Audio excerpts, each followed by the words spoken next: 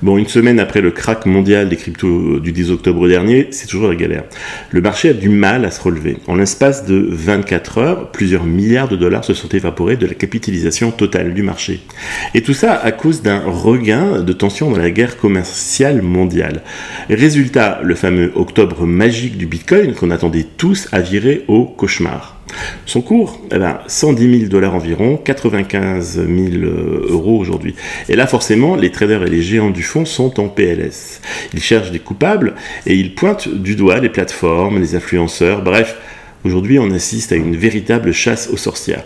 Ce qu'il faut que tu saches, c'est que même avant la tempête du 10 octobre, la performance moyenne d'un trader crypto était déjà pas ouf. Entre moins 4% selon Nilson Hedge et plus 8% selon Hedge Fund Research.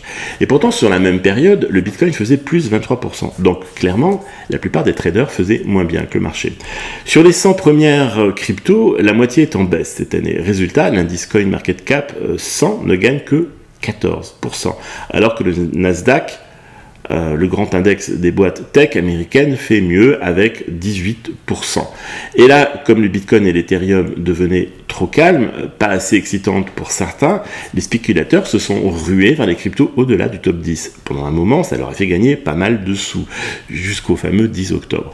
Et là, pouf, tout s'est évaporé. Pourquoi? Parce que la liquidité, en gros, c'est la capacité à acheter ou à vendre facilement, elle s'est volatilisée. Les firmes de trading ont trouvé le marché trop risqué, elles ont arrêté de faire contrepartie, et du coup, plus personne pour acheter, et c'est là chute libre. Les petites cryptos, souvent appelées shitcoins, étaient massivement promus par des influenceurs et des youtubeurs, souvent payés pour vanter leur expertise ou leur indépendance, et maintenant ces mêmes influenceurs sont dans la tourmente. Les maximalistes Bitcoin, ceux du clan tout pourri sauf Bitcoin, leur tombent dessus, jouent les gendarmes et leur font la morale. Sur Binance, près de 200 cryptos ont chuté de plus de 80% en quelques minutes. Le Bitcoin, lui, a seulement perdu 15%. C'est beaucoup, mais on a connu pire. Rappelle-toi, moins 30% en mai 2021. Et comme à l'époque, Binance a eu des soucis, serveur saturé, connexion impossible, cotation figée, bref, le chaos total.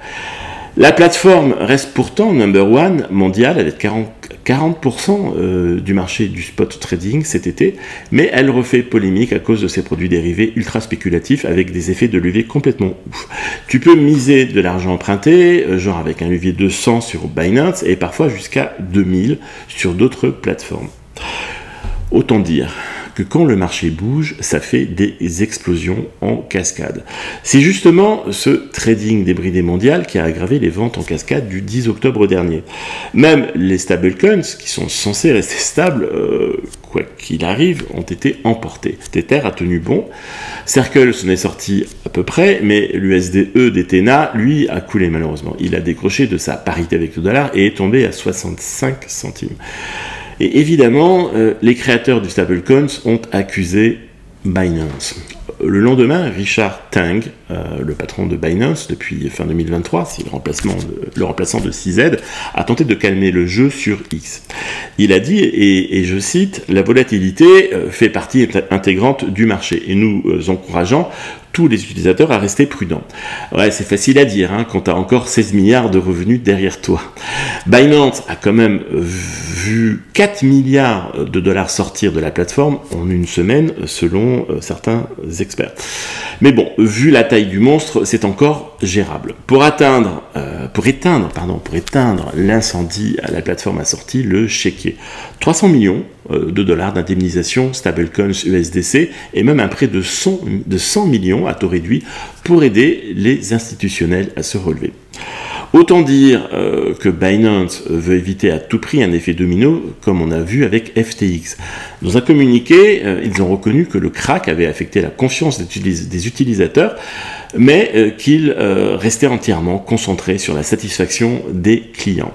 Et honnêtement, ils peuvent se le permettre. En 2024, leurs revenus ont bondi de 40% à 16,8 milliards de dollars. Les indemnisations du crack, c'est une semaine de chiffre d'affaires à peine. Et là, Le secteur crypto, d'habitude anti-régulateur à fond, appelle maintenant les autorités à l'aide. Et oui, les mêmes qui criaient la régulation tue l'innovation veulent que les régulateurs viennent vérifier si tout s'est bien passé. Chris Masczalek, le patron de Crypto.com, demande carrément une enquête officielle sur les ordres bloqués pendant le crack, parce que beaucoup d'utilisateurs n'ont pas pu exécuter leur trade à temps. Il dit, je cite, que les régulateurs doivent garantir l'équité et protéger les consommateurs.